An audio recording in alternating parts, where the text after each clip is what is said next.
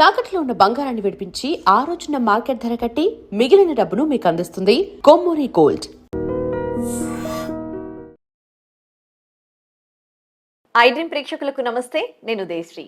మరి మనతో పాటు స్టూడియోలో వంటింటి వైద్యానికి care of address senior ayurvedic వైద్య నిపుణులు డాక్టర్ చిట్టిబొట్ల మధుసూదన్ శర్మ గారు ఉన్నారు. ఇవాళ ఆయన అడిగి పెరాలసిస్ కి సంబంధించి ఎలాంటి వంటింటి చిట్కా చెప్తారో చూద్దాం. నమస్తే సార్. నమస్తే. సరే, ఇప్పుడు మీరు పెరాలసిస్కి సంబంధించి చెప్పబోయే చిట్కా పెరాలసిస్ వచ్చిన తర్వాత తగ్గడానికా, లేకపోతే పెరాలసిస్ రాకుండా మీరు చెప్తారా? అసలు ఫస్ట్ దీని గురించి మాట్లాడుకోబోయే ముందు పెరాలసిస్ అనేది ఎవరికి ఎందుకు వస్తుంది? సో పెరాలసిస్ అనే దాన్ని పక్షవాతం అని చెప్పేసి చెప్తుంటారమ్మా. దీన్ని పక్ష ఆఘాతం అని చెప్పేసి కూడా చెప్తుంటారు. హెమిప్లీజియా అని చెప్పేసి ఆధునిక వైద్యులు చెప్తుంటారమ్మా. సో సర్వసాధారణంగా మాట్లాడేటువంటి భాష అయితే పెరాలసిస్. దీన్ని కొన్ని ప్రాంతాల్లో లక్వా వాతం అనేటువంటి పేరుతో కూడా చెప్తుంటారు. దీన్ని పెరాలసిస్. So hemiplegia. సో దీని టోటల్ ఇదేంటంటేమా, ఈ పెరాలసిస్ వచ్చినటువంటి వాళ్ళలో దేహంలో సగభాగం అంటే సగభాగం అంతా స్పర్శరహితంగా తయారైపోయి, స్పర్శహీనంగా తయారైపోయి క్రియారహితంగా తయారైపోతున్నామా. అంటే ఒకవైపు భాగము అంటే కుడి కాలు కుడి చేయి కానీ, ఎడమ కాలు ఎడమ చేయి కానీ, లేకపోతే కుడివైపు ఉన్నటువంటి ముఖ భాగం సంబంధించింది కానీ, కేవలం ఒక్క సైడ్ మాత్రమే ఈ విధంగా స్పర్శరాహిత్యానికి గురై క్రియారాహిత్యానికి గురయ్యేటువంటి పరిస్థితి ఏదైతే ఉందో దాన్ని సర్వసాధారణంగా పక్షవాతము, పక్షాఘాతము, హెమిప్లీజియా ఇలాంటి పేర్లతో పిలుస్తుంటారమ్మా. సో మనకు బయటికి కనిపించే లక్షణాలు ఈ విధంగా ఉన్నప్పటికీ అంతర్గతంగా బ్రెయిన్లో జరిగేటువంటి పరిణామాలు, బ్రెయిన్లో జరిగేటువంటి అనారోగ్యకరమైన పరిస్థితులు ఏవైతే ఉన్నాయో వీటి వల్లనే మనకి ఇదంతా జరుగుతుంటుంది. ఇదంతా జరిగే ప్లేస్ అంతా బ్రెయిన్ అమ్మా. చాలా మందికి ఏంటంటే కాలు చేయి పడిపోయేసరికి ఏదో ఇక్కడే ప్రాబ్లం అనుకుంటారు. కాబట్టి జరిగేదంతా బ్రెయిన్ జరుగుతుంటుంది అనమాట. సో ఇదేమ్మా జనరల్గా. ఓకే. సో వెంటనే ఏం చేయాలి ఒకవేళ పెరాలసిస్ వచ్చింది అనుకోండి? ముందే మనము పెరాలసిస్ వచ్చేది ఐడెంటిఫై చేయలేమా? సో కొంతవరకు కాంట్రిబ్యూటింగ్ ఫ్యాక్టర్స్ అని కొన్ని ఉంటాయమ్మా. రిస్క్ ఫ్యాక్టర్స్ కొన్ని ఉంటాయి. కాబట్టి రిస్క్ ఫ్యాక్టర్స్, కాంట్రిబ్యూటింగ్ ఫ్యాక్టర్స్ ఉన్నప్పుడైతే ఐడెంటిఫై చేయొచ్చమ్మా. ఫర్ ఎగ్జాంపుల్ ఏదన్నా హై బీపీ ఉందనుకోండి, బీపీ కంట్రోల్ ఉండకపోయినా, ఓవర్ వెయిట్ ఉన్నా, షుగర్ నియంత్రణ లేకపోయినా, లేకపోతే ఎక్కువగా వయస్సు ఉన్నప్పటికీ, లేకపోతే ఈ కొలెస్ట్రాల్ ఇలాంటివి ఏదైనా ఉన్నప్పటికీ, ఇలాంటివి ఉన్నటువంటి వాళ్ళల్లో కూడా మనం ముందే రిస్క్ ఐడెంటిఫై చేసి ఏదైనా పెరాలసిస్ రావచ్చని ఊహించుకోవచ్చు. అదేవిధంగా స్మోకింగ్, లిక్కర్స్, అదేవిధంగా మానసిక ఒత్తిడి ఎక్కువగా ఉండడం, ఇలాంటి వాళ్ళలో కూడా ముందు జాగ్రత్తగా మనం ఐడెంటిఫై చేసడానికి అవకాశం ఉంటుందమ్మా. కొంతమందిలో మనం ముందుగా ఎలాంటి ఐడెంటిఫికేషన్ మనం చేయలేం, సడన్ గా కొలాప్స్ అయిపోతారు. ముఖ్యంగా ఈ మధ్య కాలంలో మరి ఇది కూడా మనం గుర్తుంచుకోవాల్సింది, గమనించదగ్గ విషయమ్మా. ఎందుకంటే చిన్న వయసులోనే ఇలాంటి సమస్యతో ఇలాంటి రిస్క్ ఫేస్ చేసేటువంటి వాళ్ళ సంఖ్య విపరీతంగా పెరిగిపోతుంది. తీసుకునే ఆహార పదార్థాల్లో విధి విధానాలు బాగాలేకపోవడం చేత విపరీతంగా ఉప్పు, అదేవిధంగా కారము, మసాలాలు తీసుకోవడము, పిండి పదార్థాలు ఎక్కువగా తీసుకోవడము, ఇలాంటి కారణాల చేత మరి చిన్న వయస్సులోనే ఈ బ్లడ్ వెజిల్స్లో, రక్తనాళాల్లో అవరోధాలు ఏర్పడి దాని యొక్క ప్రభావం చేత మనకు తెలియకుండానే సడన్గా ఈ యొక్క పెరాలసిస్ వచ్చేటువంటి పరిస్థితి కూడా ఎక్కువ శాతం మందిలో కలుగుతూ ఉండేటువంటి పరిస్థితి అయితే ఉందన్నమాట. ఓకే. సో ఏం చేయాలి? పెరాలసిస్ రాగానే ఏం చేయాలి? ఒకవేళ పెరాలసిస్ పేషెంట్స్ ఎవరైనా ఇంట్లో ఉన్నారనుకోండి, వాళ్ళకి పూర్తిగా మీరు ఇచ్చే చిట్కాతో తగ్గుతుందంటారా? ఓకేమ్మా, అది కారణాన్ని బట్టి చికిత్స ఉంటుందమ్మా. యాక్చువల్గా పెరాలసిస్ ఎందుకు వస్తుందంటే ఇంతకుముందే చెప్పాను, బ్రెయిన్లో జరిగేటువంటి మార్పుల వల్ల వస్తుందని చెప్పేసి. సో బ్రెయిన్లో ఎలాంటి మార్పులు జరుగుతాయంటే, మెదడులో రక్తనాళాలలో, రక్త ప్రవాహంలో, రక్తంలో గడ్డలు కట్టడం వల్ల పెరాలసిస్ ఎక్కువ శాతం మందిలో వస్తుంటుంది. రక్తం గడ్డగట్టినప్పుడు ఆ యొక్క ప్రభావము వల్ల చెయ్యి కాలు పడిపోవడము, మాట పడిపోవడము, స్పష్టత లోపించడము, కంటికి సంబంధించినట్టు ఇబ్బంది ఉండడము, ఇలాంటివన్నీ కలుగుతుంటాయమ్మా. అదేవిధంగా అతి తక్కువ శాతం మందిలో మాత్రము రక్తనాళాలు, చాలా సూక్ష్మమైన రక్తనాళాలు చిట్లిపోవడం చేత కూడా పెరాలసిస్ కలుగుతూ ఉంటుంది అనమాట. సో కాబట్టి మెదడులో ఎలాంటి మార్పులు జరిగినప్పటికీ ఇంచుమించు లక్షణాలు మాత్రం ఇదే పద్ధతులు ఉంటాయమ్మా. కాబట్టి లక్షణానుసారంగా ట్రీట్మెంట్ జరగాలి. మెదడులో బ్లడ్ సర్క్యులేషన్ పెంచాలి. అదేవిధంగా మెదడుకు సంబంధించి అదేవిధంగా జనరల్ బాడీలో కూడా రక్తం పల్చగా ఉండేటువంటి పద్ధతులు మనం చూసుకుంటున్నామమ్మా. ఎప్పుడైతే రక్తం చిక్కగా ఉంటుందో, రక్తం చిక్కగా ఉన్నప్పుడు సూక్ష్మ రక్తనాళాల్లో రక్తం సరిగా ప్రవహించలేకపోవడం ఓ కారణం ఉంటుంది. అదేవిధంగా రెండవది ఏమంటే, రక్తం చిక్కగా ఉన్నప్పుడు దాని యొక్క ప్రభావం చేత ఈ యొక్క రక్తనాళాల్లో ఇన్ఫ్లమేషన్ అనేటువంటి పద్ధతి కూడా ప్రక్రియ జరిగేసి దానివల్ల కూడా ఈ రక్తనాళాల్లో కొలెస్ట్రాల్, ఫ్యాట్స్, అదేవిధంగా తర్వాత ప్లేట్లెట్స్ ఇలాంటివన్నీ అడ్డుకోవడం చేత కూడా వచ్చేటువంటి పరిస్థితి ఏర్పడుతుంటుంది. కాబట్టి మరి ఇలాంటి జాగ్రత్తలు తీసుకోవడం చాలా చాలా మంచిదమ్మా.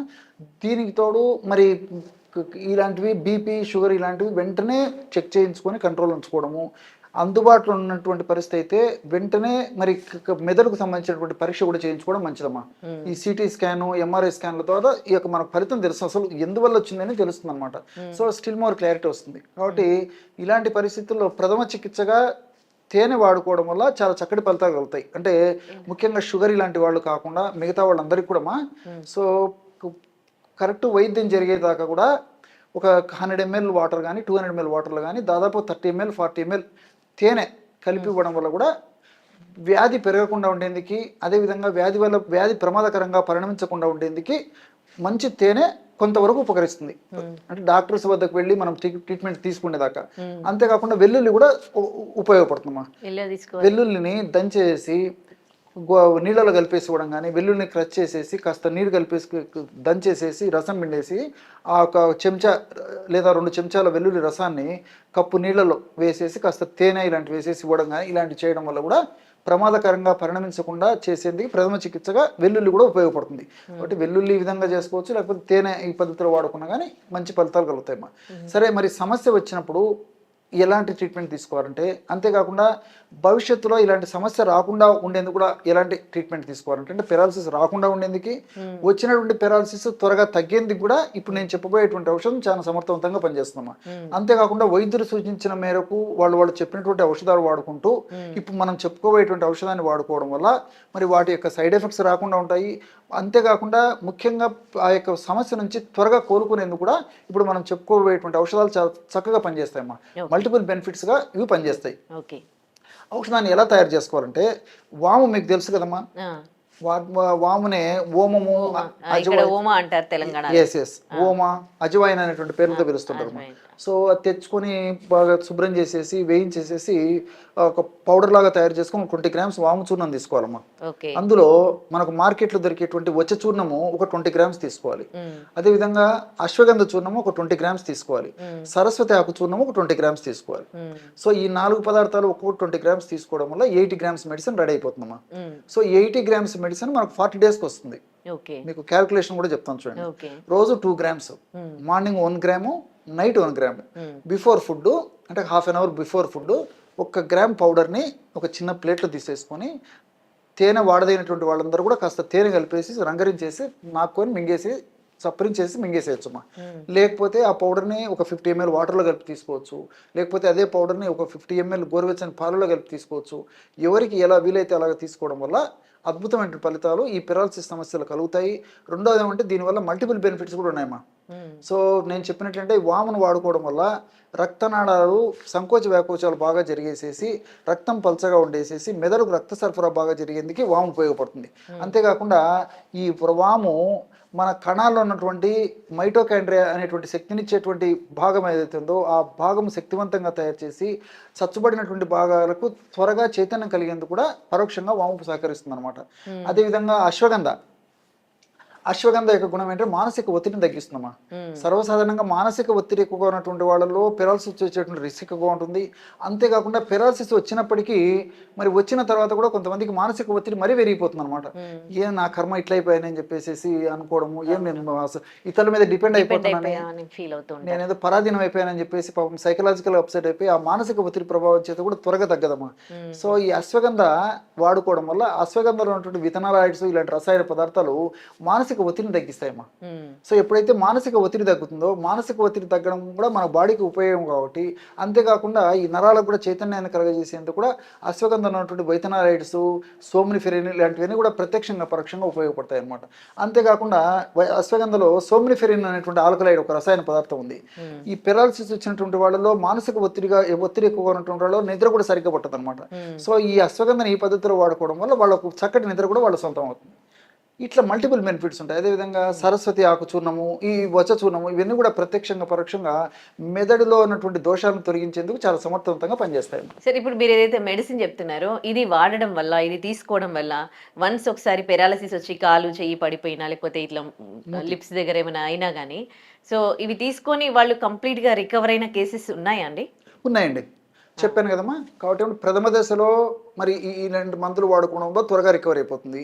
అలా కాకుండా మరి కొంచెం వ్యాధి తీవ్రత పెరగడం కానీ వ్యాధి తీవ్రత ఎక్కువగా ఉండడం కానీ ఇలాంటివి జరిగినప్పుడు ఆధునిక కృత్రిమ రసాయన ఔషధాలు వాడుకుంటూ ఇది వాడుకోవడం వల్ల ఇంతకుముందే చెప్పినట్లు చాలా ఫాస్ట్ రిజల్ట్ వస్తుంది, రికరెన్సీ కూడా ఉండదు, మళ్ళీ భవిష్యత్తులో తిరిగి పునరావృతం కాకుండా ఉండేందుకు కూడా ఈ యొక్క ఔషధాలు చాలా చక్కగా సహకరిస్తాయమ్మా. ఇప్పుడు మీరు ఇందాక చెప్పారంటే బ్రెయిన్ లో మనకి ఏమైనా అది బ్లడ్ క్లాట్ అవ్వడము లేదంటే బ్లడ్ నరాలు చిట్లిపోవడం.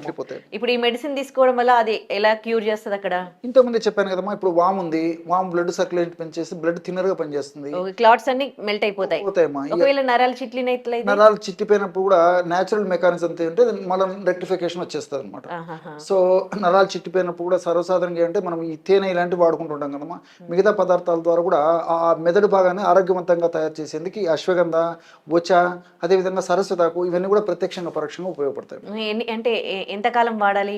ఒక శరీర ప్రకృతిని బట్టమా ఇది 2 మాసాలు 3 మాసాలు 4 మాసాలు వాడుకోవచ్చు. సో 4-5 మాసాలు రెగ్యులర్గా వాడిన తర్వాత మళ్ళీ ఒక 2-3 మంత్స్ గ్యాప్ ఇచ్చేసి మళ్ళీ ఒక 15 రోజులు 20 రోజులు అలా వాడుకుంటుంటే భవిష్యత్తులో ఇది మళ్ళీ పునరావృతం కాకుండా కూడా ఇందులో రసాయన పదార్థాలు సదా కాపాడుతుండేదానికి అవకాశం ఏర్పడుతుందమ్మా. వారసత్వంగా కూడా పెరాలసిస్ వస్తుందండి? కొంతవరకు అమ్మా, పూర్తి స్థాయిలో అవుతుంది కానీ కొంత శాతం మాత్రం పెరాలసిస్ వారసత్వంగా వచ్చేదానికి కూడా అవకాశం ఉంది. ఎందుకంటే కుటుంబ నేపథ్యం ఉన్నప్పుడు వీళ్ళు ఎన్ని జాగ్రత్తలు తీసుకున్నప్పటికీ ఎలాంటి కాంట్రిబ్యూటింగ్ ఫ్యాక్టర్స్ లేనప్పటికీ ఒక్కోసారి పెరాలసిస్ వచ్చేటువంటి అవకాశం మాత్రం ఉందమ్మా. Okay, right. Thank you so much sir. Paralysis రాకుండా అండ్ ఫ్యామిలీలో జెనెటిక్ గా ఉంటే అండ్ వచ్చిన వాళ్ళకి మంచి చక్కటి రెమెడీ తెలియజేశారు. Thank you so much. Okay. And for more videos, Please subscribe to iDream channel. Subscribe to iDream Media. Please subscribe to iDream. Please subscribe to iDream. Please subscribe iDream. And please subscribe to iDream. For more videos, subscribe to iDream. please like, share and subscribe to the channel. Congratulations, iDream. Subscribe to iDream. Subscribe to iDream. So subscribe to iDream Media. iDream ki iDream team andarki huge congratulations. Please subscribe iDream Media. Please subscribe to iDream. Subscribe iDream. Please subscribe to iDream. iDream అంటే నా కళల channel subscribe చేసుకున్నారు, నోరు తిరుగుతలేదు, మీరైతే గంట గుర్తు కొట్టండి. For more such videos, please subscribe to iDream. Subscribe to iDream. Please subscribe to iDream. Please subscribe iDream Media. Please do subscribe to iDream. Please subscribe to iDream Media. For best entertainment and information, please subscribe iDream. And don't forget to subscribe to iDream.